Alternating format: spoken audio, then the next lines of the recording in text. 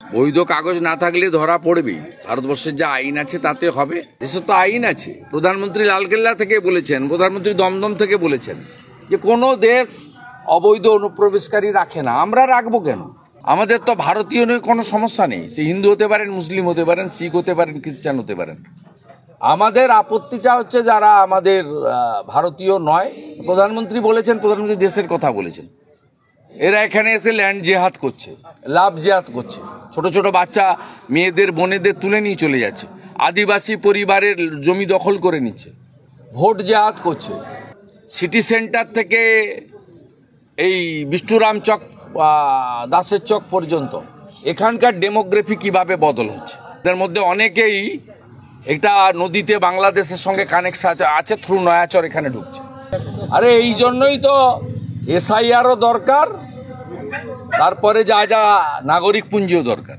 এই জন্যই তো দরকার। দেশ তো আগে, রাজনীতি পরে, ব্যক্তি আরও পরে, দেশ আগে।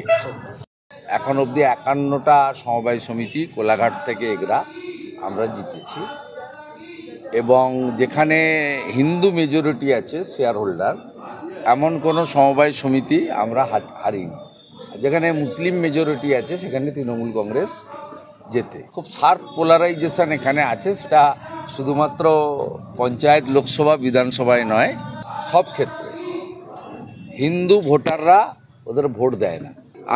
আমাদের সব ক্যালকুলেশন করা আছে, 16টা সিটই নরেন্দ্র মোদী পাবে। এখানে হিন্দুরা ফুল কনসলিডেটেড। আমরা 2021-এ বিজেপিকে দিয়েছি এই জেলা থেকে 44% ভোট। আমরা 24-এ বিজেপিকে দিয়েছি এই জেলা থেকে 46% ভোট। রাজ্যে যেখানে 39%, পূর্ব মেদিনীপুর থেকে পেয়েছে বিজেপি 46% ভোট। 46% ভোট যেদিন রাজ্যে বিজেপি পাবে সেদিন বিজেপি সরকারে ক্ষমতায় আসবে।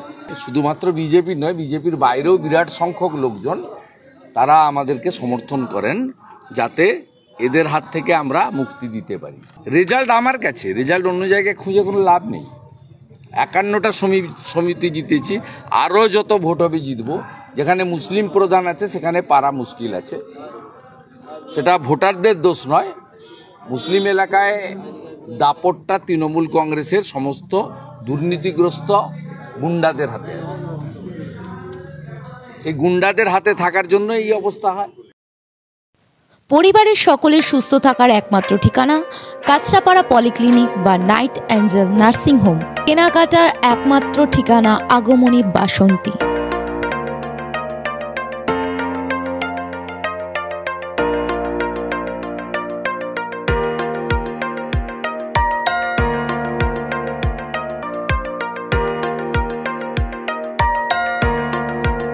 এখানে আমাদের সব থেকে এখানে আশেপাশে দেখছি একটু খাবার একটু অসুবিধা হচ্ছিল, তো আমি দেখলাম কি এখানে একটা ছোট্ট একটা চায়ের দোকান করব।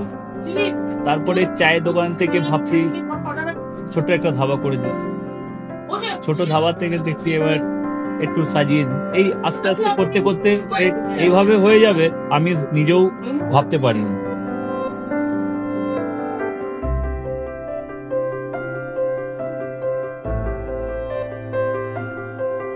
ব্যবহারের জন্য আমাদের এখানে কার পার্কিং থেকে নিয়ে গেস্ট খাবার থেকে নিয়ে বাড়ি, এরকম কিছু ব্যাপার যদি থাকে তো মানুষকে বাড়িতে আমরা সার্ভিস দিতে পারবো, এইভাবে আমরা চেষ্টা করব।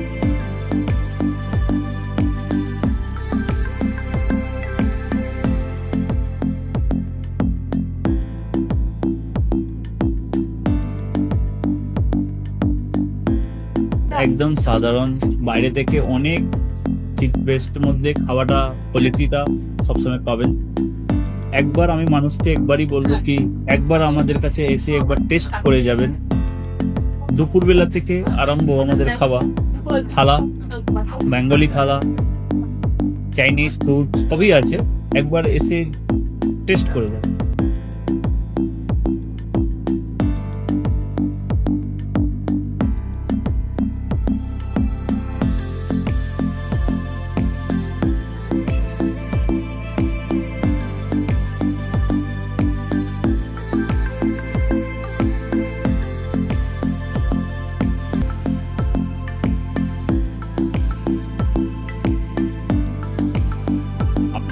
চ্যানেলের মাধ্যমে বলি একবার আসুন কেশরি ধাবাতে দেখে নিন। আমার নাম রঞ্জন কেশরি।